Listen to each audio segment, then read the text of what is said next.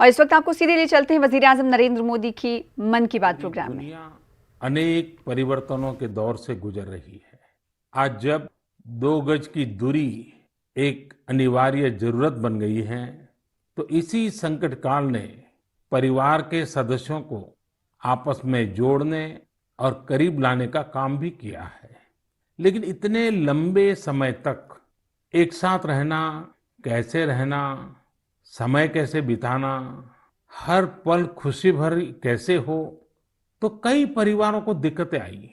और उसका कारण था कि जो हमारी परंपराएं थे, जो परिवार में एक प्रकार से संस्कार सरिता के रूप में चलती थी, उसकी कमी महसूस हो रही है। ऐसा लग रहा है कि बहुत से परिवार हैं जहां से सब कुछ खत्म हो चुका है, और इसके कारण उस कमी के रहते हुए इस संकट के काल को बिताना भी परिवारों के लिए थोड़ा मुश्किल हो गया। और उसमें एक महत्वपूर्ण बात क्या थी? हर परिवार में कोई न कोई बुजुर्ग, बड़े व्यक्ति परिवार के कहानियां सुनाया करते थे और घर में नई प्रेरणा, नई ऊर्जा भर देते हैं। हमें जरूर एहसास हुआ होगा कि हमारे पूर्वजों ने जो विधाएं बनाई थी, वो आज भी कितनी महत्वपूर्ण है, और जब नहीं होती हैं तो कितनी कमी महसूस होती है।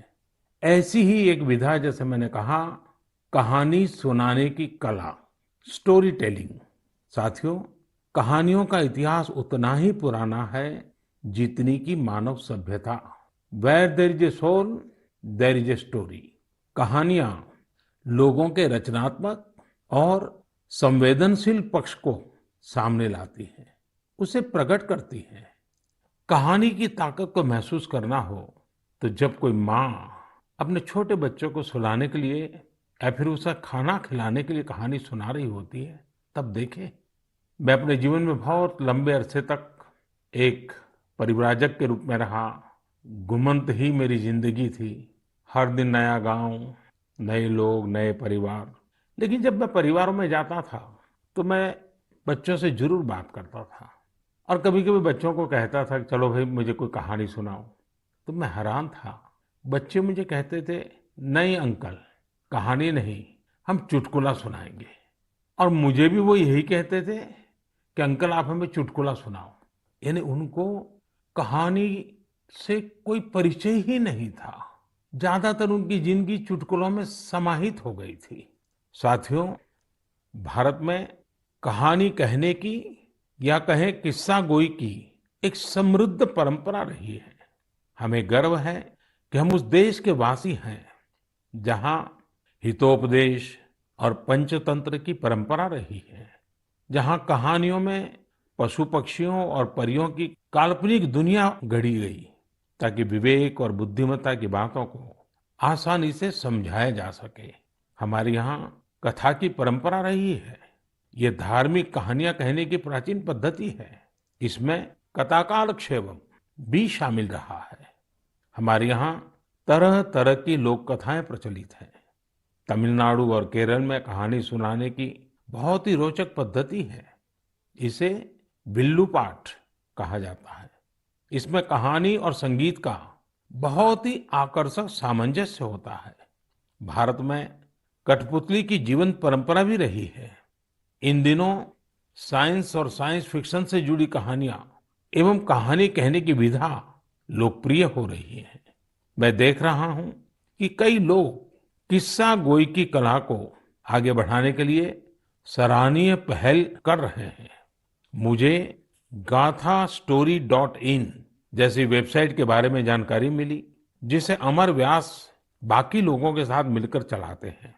अमर व्यास आईआईएम अहमदाबाद से एमबीए करने के बाद विदेशों में चले गए, फिर वापस आए। इस समय बेंगलुरु में रहते हैं और समय निकालकर कहानियों से जुड़ा इस प्रकार का रोचक कार्य कर रहे हैं। कई ऐसे प्रयास भी हैं जो ग्रामीण भारत की कहानियों को खूब प्रचलित कर रहे हैं।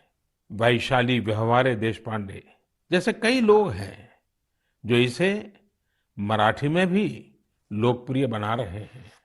चेन्नई की श्री विद्या वीर राघवन भी हमारी संस्कृति से जुड़ी कहानियों को प्रचारित प्रसारित करने में जुटी है। वहीं कथालय और the Indian story telling network नाम की दो वेबसाइट भी इस क्षेत्र में जबरदस्त कार्य कर रही हैं। गीता रामानुजम ने kathalaya.org में कहानियों को केंद्रित किया है।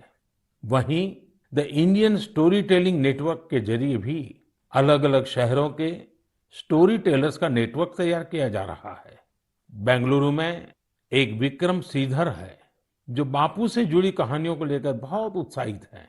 और भी कई लोग इस क्षेत्र में काम कर रहे होंगे। आप जरूर उनके बारे में सोशल मीडिया पर शेयर करें। आज हमारे साथ बेंगलुरु स्टोरी टेलिंग सोसाइटी की बहन अपर्णा अथरे और अन्य सदस्य जुड़े हैं। आइए उन्हीं से बात करते हैं और जानते हैं उनके अनुभव। हेलो।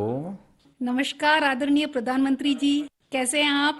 मैं ठीक हूँ, आप कैसे हैं अपर्णा जी? बिल्कुल बढ़िया सर जी। सबसे पहले मैं बैंगलोर स्टोरी टेलिंग सोसाइटी की ओर से धन्यवाद देना चाहती हूँ कि आपने हमारे जैसे कलाकारों को इस मंच पे बुलाया है और बात कर रहे हैं। और मैंने सुना है कि आज तो शायद आपकी पूरी टीम भी आपके साथ बैठी हुई है।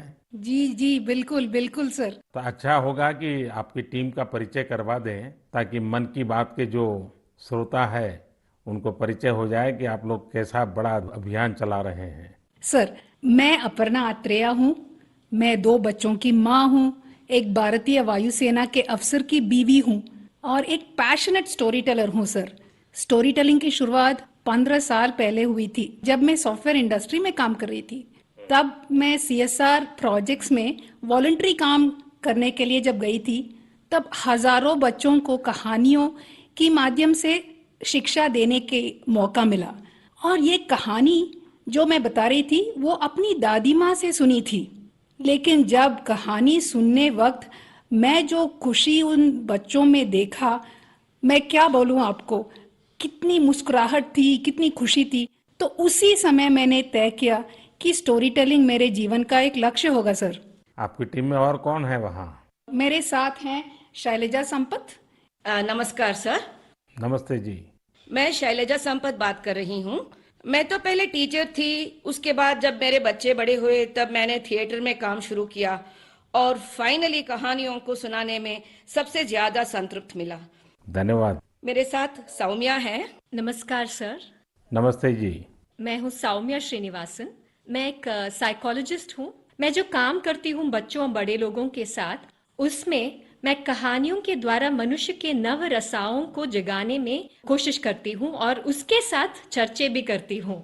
ये मेरी लक्ष्य है, healing and transformative story telling. नमस्ते सर। नमस्ते जी। मेरा नाम अपर्णा जयशंकर है। वैसे तो मेरे सौभाग्य है कि मैं अपनी नाना नानी और दादी के साथ इस देश के विभिन्न भागों में पली हूँ, इसीलिए रामायण, पुराणों और गीता की कहानियां मुझे विरासत में हर रात को मिलती थी। और बैंगलोर स्टोरी टेलिंग सोसाइटी जैसी संस्था है तो मुझे तो स्टोरी टेलर बनना ही था। मेरे साथ मेरे साथी लावण्या प्रसाद है। लावण्या जी नमस्ते। नमस्ते sir. I am an electrical engineer turned professional storyteller. Sir, I grew up listening to stories from my grandfather. I work with senior citizens in my special project called Roots, where I help them document their life stories for their families. Lavanya ji आपको बहुत बधाई। और जैसा आपने कहा, मैंने भी एक बार मन की बात में सबको कहा था कि आप परिवार में अपने दादा दादी नाना नानी है तो उनसे उनके बचपन की कहानियां पूछिए और उसको टैप कर लीजिए, रिकॉर्ड कर लीजिए, बहुत काम आएगा, ये मैंने कहा था। लेकिन मुझे अच्छा लगा कि एक तो आप सबने जो परिचय दिया अपना, उसमें भी आपकी कला, आपकी कम्युनिकेशन स्किल और बहुत ही कम शब्दों में बहुत ही बढ़िया ढंग से आपने अपना परिचय करवाया, इसलिए भी मैं आपको बधाई देता हूँ। Thank you sir, thank you. अब जो हमारे श्रोता लोग हैं मन की बात के, उनका भी मन करता होगा कहानी सुनने का। क्या मैं आपको रिक्वेस्ट कर सकता हूँ, एक तो कहानी सुनाएं आप लोग? जी बिल्कुल, ये तो हमारा सौभाग्य है जी। चलिए चलिए सुनते हैं कहानी एक राजा की। राजा का नाम था कृष्णदेवराय और राज्य का नाम था विजयनगर। अब राजा हमारे थे तो बड़े गुणवान, अगर उनमें कोई खोट बतानी ही था तो वो था उनका अधिक प्रेम अपने मंत्री